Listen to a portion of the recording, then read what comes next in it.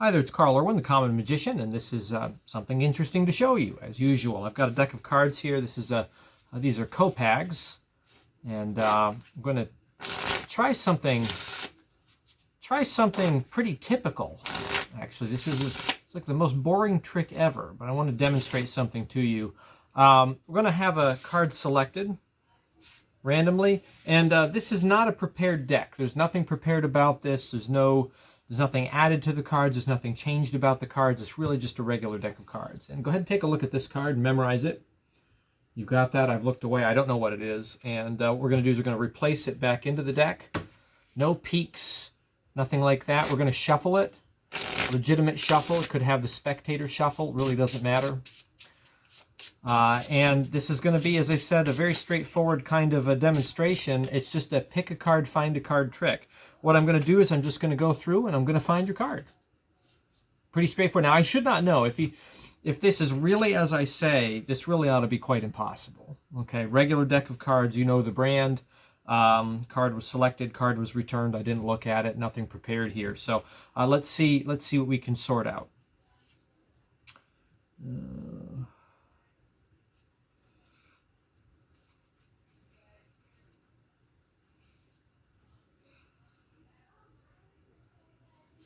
Think maybe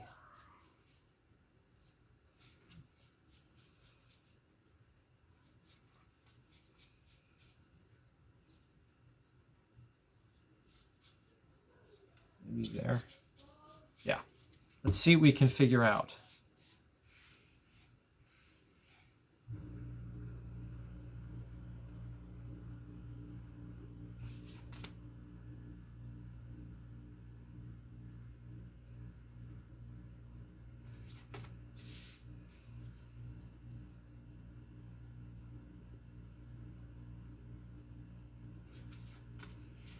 I think I've got it figured out.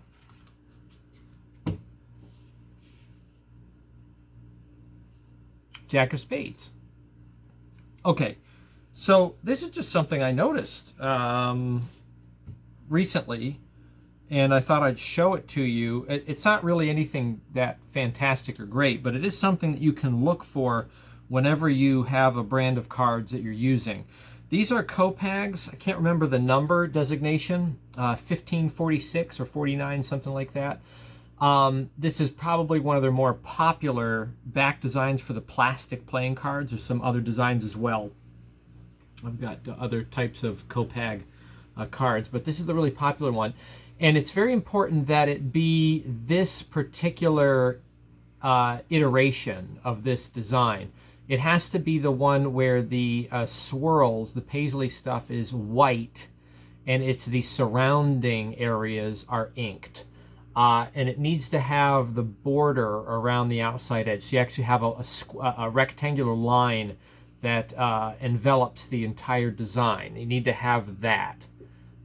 There is a type where the white, what is white on here, is actually colored, and then the space is the white on the back. That won't work for this, I don't believe. It has to be this type. I have several of these kinds in different colors, and they all have the same property. I discovered that this is a one-way back. It's not intentional. I think it's just a production kind of artifact. It's not really a flaw because it is obviously a very symmetrical design, but it is asymmetrical in one particular way. And I don't know if I can even really demonstrate this such that you could see it. You would really need to get some of these on your own to take a look.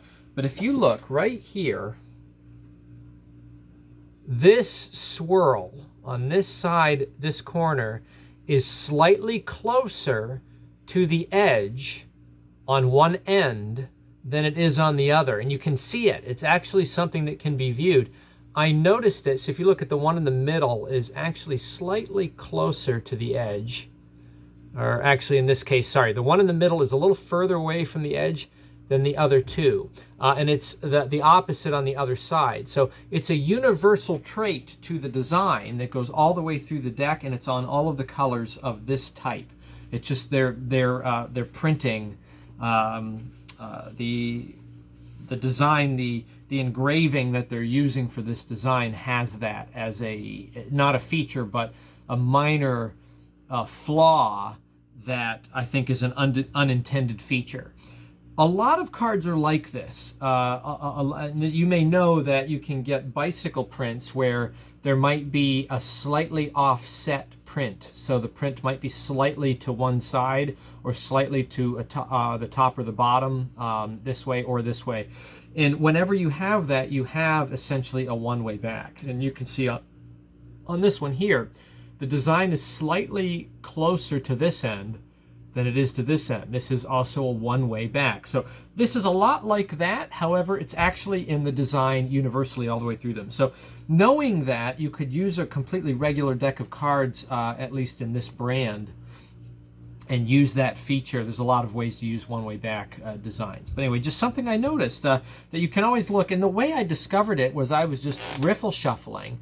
And I noticed as I was riffling off the cards like that, I looked down and I noticed that this design on the end was going like this. It was going whoa, whoa, whoa, whoa, whoa, and fluctuating in and out. So it's like a little bit wider on one end than it is on the other inside of that box. Again, I don't know that you would be able to see it, but with your eye, with the naked eye, on the design that doesn't have the rectangle boundary all the way around. I think you need to have this exact print in any color in order to see it.